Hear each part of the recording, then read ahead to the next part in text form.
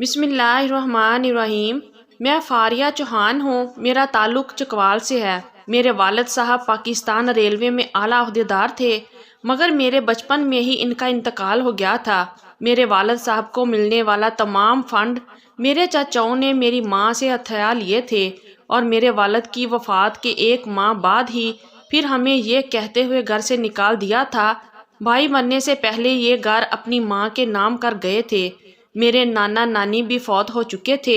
میری ماں کی صرف ایک بہن تھی، کوئی بھائی بھی نہیں تھا، اس لیے میری ماں مجھے لے کر اپنی بہن کے گھر آ گئی۔ میری خالہ کی شادی ہو چکی تھی اور میرے خالو نے ہمیں وہاں رہنے کی اجازت دے دی۔ میرے خالو ایک پرائیویٹ کمپنی میں جاب کرتے تھے۔ کچھ ہی دنوں میں میری ماں کو محسوس ہوا کہ خالو انہیں ٹھیک نگاہ سے نہیں دیکھتے۔ جب بھی میری ماں ان کے سامنے جاتی تو وہ میری ماں کو اوپر سے نیچے تک بڑے ہی غور سے دیکھتے، کیونکہ میری ماں ابھی جوان تھی اور اپنی بہن سے زیادہ گوری اور خوبصورت بھی تھی۔ میری ماں کو یہ سب اچھا نہیں لگتا تھا۔ آخر ایک دن تنگ آ کر انہوں نے اپنی بہن کو سب کچھ بتا دیا۔ میری خالہ نے میری ماں کی سائڈ لینے کی بجائے انہیں برا بھلا کہنا شروع کر دیا اور کہا کہ تم ہی غلط ہو، میرے شوہر پر الزام لگا رہی ہو، وہ تو ایسے ہے ہی نہیں۔ اور پھر کچھ ہی دنوں میں انہوں نے بھی ہمیں اپنے گھر سے نکال دیا۔ میرے خالو نے تو بہت کوشش کی کہ ہم وہیں ان کے پاس رہیں، مگر میری خالہ بہت لڑاکی تھی۔ ان کے سامنے میرے خالو کی ایک نہ چلی۔ میری ماں اور میں روتے ہوئے وہاں سے چلے گئے۔ میرے والدین کے پاس مجھ سے بڑی ایک اولاد تھی جو کہ ٹرانسجینڈر تھی۔ میرے والد صاحب نے اسے رکھنے سے انکار کر دیا اور میری ماں کو کہا اسے کسی ہجڑوں کے گروہ یا کسی فلاحی ادارے میں چھوڑ آؤ، مگر ماں چونکہ ماں ہوتی ہے، اس لیے میری ماں اپنی اولاد کو خود سے ہمیشہ کے لیے جدا نہ کر سکی، اور میرے ٹرانسجینڈر بھائی جس کا نام عارف تھا، اس کو اپنی ایک بے اولاد دوست کے حوالے کر آئی تھی اور کہا تھا کہ میں وقت آنے پر اپنی امانت لے جاؤں گی۔ میں اپنے ٹرانسجینڈر بھائی سے بچپن میں 1-2 بار ملی تھی۔ اس کے بعد میں نے پاپا کو بتا دیا کہ میری ماں کسی عجیب سے بچے کو ملنے جاتی ہے، تو میرے والد صاحب نے میری ماں کو بیلٹ کی مدد سے بدترین تشدد کا نشانہ بنا ڈالا۔ وہ دن اور آج کا دن میں بھی اپنے ٹرانسجینڈر بھائی سے نہیں ملی، نہ کبھی میری ماں مجھے ساتھ لے کر گئی، نہ ہی مجھے پتا ہے کہ میری ماں عارف سے ملنے بھی جاتی ہے یا نہیں۔ خالہ کے گھر سے نکالنے کے بعد میری ماں مجھے اپنی کام والی اس کے گھر لے گئی۔ کام والی ماسی جو کہ پہلے بھی میری ماں کے بارے میں سب کچھ جانتی تھی، انہوں نے ہمیں اپنے گھر رکھ لیا۔ ان کی ایک بیٹی اور ایک بیٹا تھا۔ بیٹی کی شادی کر دی تھی، مگر بیٹا ابھی کنوارا تھا۔ بیٹا کام کے سلسلے میں دوسرے شہر رہتا تھا اور وہیں کا ہو کر رہ گیا تھا، مطلب کہ سال سال وہ گھر نہیں آتا تھا اور نہ ہی کوئی پیسے بھیجتا تھا، اس لیے ماسی کو اپنا گزارا کرنے کے لیے گھروں میں کام کرنا پڑتا تھا۔ میری ماں مجھے پڑھانا چاہتی تھی، اب رہنے کے لیے گھر بھی مل گیا تھا۔ بس میری پڑھائی اور گھر کے اخراجات کے لیے میری ماں اب ماسی کے ساتھ کام پر جانے لگی۔ وقت یوں ہی گزرنے لگا، میں جوانی کی طرف بڑھتی گئی اور میری ماں کی عمر ڈھلنے لگی۔ جب میں اسکول سے کالج، پھر یا کالج سے یونیورسٹی میں داخلہ لیا تو وہاں میری ملاقات اعجاز علی بٹ سے ہوئی۔ پہلے دوستی اور پھر یہ دوستی رفتہ رفتہ پیار میں بدل گئی۔ اعجاز مجھے سچ میں سچی محبت کرنے لگا تھا۔ وہ ایک امیر باپ کا بیٹا تھا۔ میں روزانہ اس کے ساتھ اس کی گاڑی میں بیٹھ کر گھومنے چلی جاتی۔ میری تو دنیا ہی بدل گئی تھی۔ مجھے میری ماں کا کوئی احساس نہ رہا۔ مجھے بھی اس کی محبت پر یقین ہو چکا تھا۔ اب وہ مجھ سے شادی کرنا چاہتا تھا۔ مجھے بھی اعجاز علی بٹ سے محبت ہو گئی اور میں بھی اب شادی کرنا چاہتی تھی۔ میں اس غریبی کی دنیا سے تنگ آ گئی تھی۔ اعجاز علی بٹ کے کہنے پر میں نے ماں سے اپنی پسند کے متعلق بات کی تو میری ماں نے بنا کوئی دلیل دیے میری بات کو رد کر دیا۔ میں بھی ضد پر اڑ گئی۔ شروع میں تو میں نے اپنی ماں کی بہت منتیں کی، مگر وہ کسی بھی طرح ماننے کو تیار نہیں تھی۔ ان کا ایک ہی جواب ہوتا تھا کہ تم ابھی اپنی تعلیم مکمل کر لو، کچھ بن جاؤ، پھر شادی کرو گی۔ مجھے اپنی ماں پر بہت غصہ آتا تھا، دل کرتا تھا بھاگ جاؤں یہاں سے، اور آخر کار ایک دن ماں کی مرضی کے خلاف جا کر اعجاز علی بٹ سے نکاح کر لیا۔ اعجاز علی بٹ کے والد صاحب کا نیوزی لینڈ کے 4 مشہور شہروں میں سٹیل کی فرانسز کا بزنس تھا۔ میں اعجاز علی بٹ کے ساتھ نیوزی لینڈ شفٹ ہو گئی۔ مجھے اپنی بوڑھی ماں کا کوئی احساس نہیں تھا جس نے لوگوں کے گھروں میں صفائیاں کر کے مجھے پالا اور پڑھایا تھا۔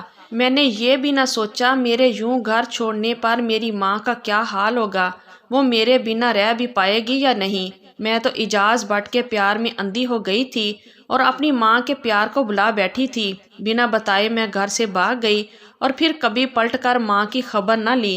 شادی کے بعد میں نے اپنی نئی زندگی کا آغاز کیا۔ وقت گزرتا گیا، یہاں تک کہ میرے 2 بچے بھی جوانی کی دہلیز پر قدم رکھ چکے تھے۔ ایک دن انگلینڈ کے مشہور پارک میں مجھے ایک میری پرانی جاننے والی اچانک مل گئی جن کا نام رابعہ تھا۔ انہوں نے اتنے عرصے بعد بھی مجھے پہچان لیا۔ وہ ہمارے محلے کی سب سے امیر فیملی تھی اور میری پڑھائی مکمل کروانے کے لیے میری ماں نے ان کے گھر بھی بطور ملازم کام کیا تھا۔ میں رابعہ سے ملنے سے پہلے آج تک بھی اپنے فیصلے پر کبھی نہ پچھتائی تھی۔ رابعہ سے ملنے کے بعد نہ صرف پچھتاوا شروع ہو گیا بلکہ مکافات عمل کی چکی بھی چلنے لگی تھی۔ میں نے رابعہ سے اپنی ماں کے متعلق پوچھا تو رابعہ نے بتایا کہ تمہاری ماں تمہارے جانے کے بعد بہت روئی تھی۔ تمہیں ڈھونڈنے کے لیے تمہاری تصویر کو اپنے سینے سے لگا کر پاگلوں کی طرح گلیوں میں پھرتی رہتی تھی۔ پھر ایک دن ایک ہجڑے کو گھر لائی تھی۔ لوگوں سے کہتی تھی یہ اس کی اولاد ہے، مگر لوگوں نے تمہاری ماں کی بات ماننے سے انکار کر دیا تھا۔ تمہاری ماں نے میری ماں کو تمہارے ہجڑے بھائی اور تمہارے باپ سے کی گئی شکایت کے متعلق بتایا۔ پھر یہ بھی بتایا کہ کتنا عرصہ اپنی سکی اولاد کو ملنے کے لیے تڑپی۔ انہوں نے کہا چند دن پہلے میری دوست جس کے گھر میں نے عارف کو چھوڑا تھا، میری اس دوست کے شوہر نے عارف کو جنسی زیادتی کا نشانہ بنا ڈالا۔ تمہاری ماں کی کہانی سن کر ہم سب لوگ رو رہے تھے مگر ہم کچھ نہیں کر سکتے تھے۔ تمہاری ماں پاگلوں جیسی باتیں کرتی تھی۔ بہت ڈھونڈنے کے بعد جب تم نہیں ملی تو تمہاری ماں وہ محلہ چھوڑ کر اپنے ٹرانسجنڈر بیٹے کے ساتھ چلی گئی۔ میرے والد صاحب نے تمہارے بھائی کو فروٹ والی ریڑھی لگوا دی مگر ظالم معاشرے نے تمہارے بھائی کا جینا دوبار کر دیا۔ رابعہ نے مزید بتایا کہ تمہارے اس غلط قدم کی اذیت نے تمہاری ماں کو دل کی مریضہ بنا دیا۔ ان کا مہنگا علاج کروانے کے لیے عارف فروٹ بیچ کر پیسہ پورا نہیں کر سکتا تھا، لہٰذا اس نے گروہ سے رابطہ کر کے شادی بیاہ کے فنکشن پر ناچنا شروع کر دیا تھا۔ ناچ گا کر کمائے گئے پیسے سے عارف نے اپنی ماں کا علاج شروع کروایا مگر ڈاکٹرز نے آپریشن کا کہا اور 8 لاکھ روپے بھی مانگے جو کہ عارف کے لیے دینا ناممکن تھے۔ اسی دوران نئے محلے میں جہاں تمہاری ماں اور عارف شفٹ ہوئے تھے وہاں کے چند اوباش لڑکوں نے عارف کو لالچ دیا کہ آج رات کو ایک بہت بڑا فنکشن ہے، وہاں جا کر ڈانس دکھاؤ تو 2-3 لاکھ روپے کما سکتے ہو۔ عارف نے ان اوباش لڑکوں کی بات مان لی۔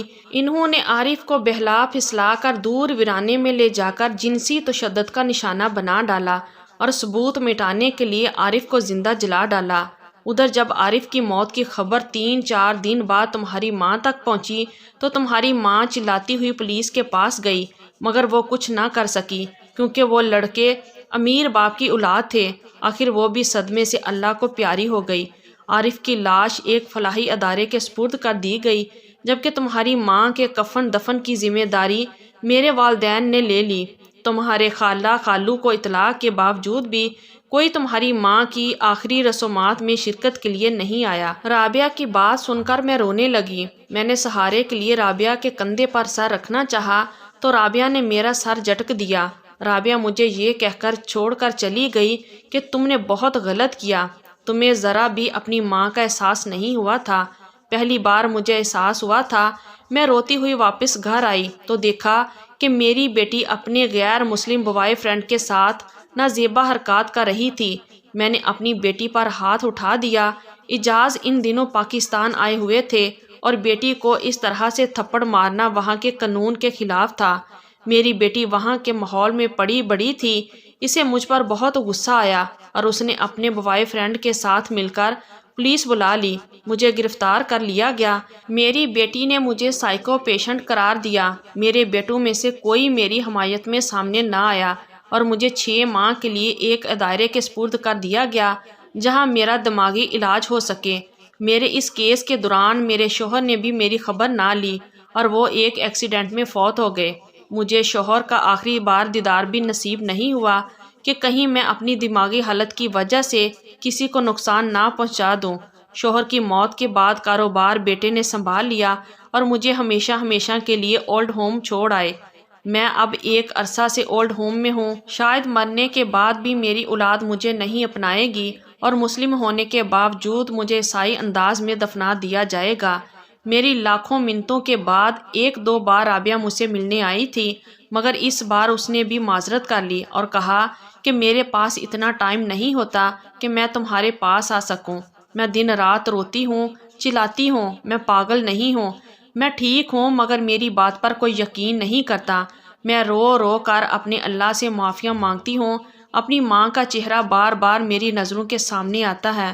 میں جب بھی اپنی ماں سے معافی مانگنے کے لیے ماں کی طرف دوڑتی ہوں تو وہ غائب ہو جاتی ہے، اور پھر جب میں بہت روتی ہوں تو وہ پھر سے میرے سامنے آ جاتی ہے۔ میں کیا کروں؟ میں اب یہاں پر اپنی آخری سانس تک قیدی بن کر رہوں گی۔ میری موت کے بعد اگر کوئی مسلمان فیملی میری لاش کو اسلامی انداز میں دفن کرنے کی ذمہ داری لے گی تو میری میت ان کے حوالے کر دی جائے گی، نہیں تو ادارے کے رواج کے مطابق مجھے دفن کر دیا جائے گا۔ میں اپنی کہانی کے اختتام میں فقط اتنا ہی کہوں گی کہ اگر آپ کی محبت آپ کے والدین کے لیے اذیت بننے لگے تو خدا کے لیے اپنی محبت چھوڑ دیں۔